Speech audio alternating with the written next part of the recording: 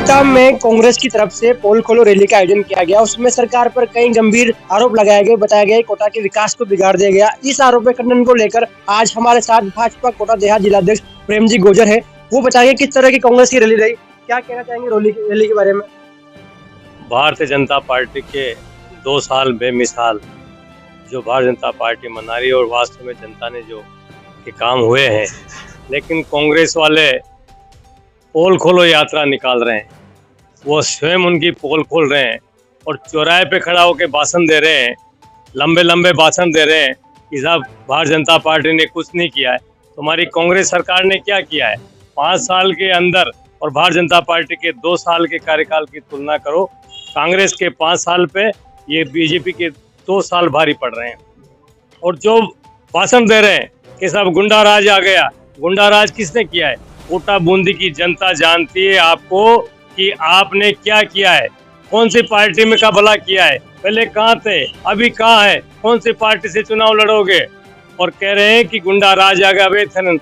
तुम स्वयं गुंडा राज करने वाले और अवैध खनन करने वाले अपनी गिरबान में झांक के देखे तुमने क्या काम किए, जिस पे आरोप लगा रहे हो जनता के विकास के नया आयाम स्थापित करने वाले।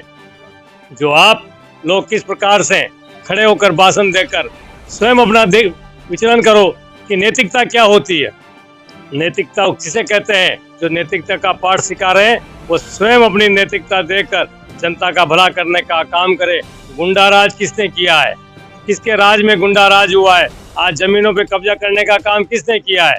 और जो अवैध खनन कौन कर रहा है, ये सब कोटा बूंदी की जनता जानती है।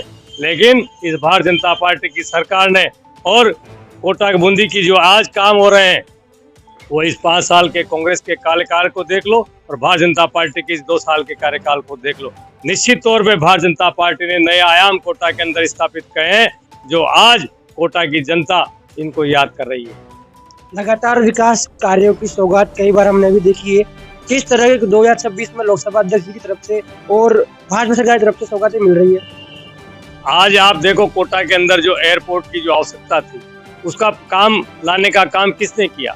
हमारे माननीय लोकसभा अध्यक्ष जी ने किया है।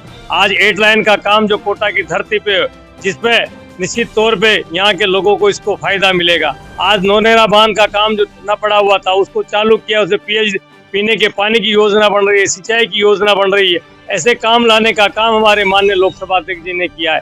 आज करोड़ों लोगों के जनता की जो आवश्यकताएं थी, चाहे उनकी सड़क की हो, चाहे पीने के पानी की हो, चाहे उनके खेल के मैदान की हो, चाहे स्टेडियम की आवश्यकता हो, चाहे सिंचाई की आवश्यकता हो, निश्चित तौर पे इस क्षेत्र में काम लाने का काम हमारे माननीय लोकसभा अध्यक्ष ओम जी बिरला ने किया है।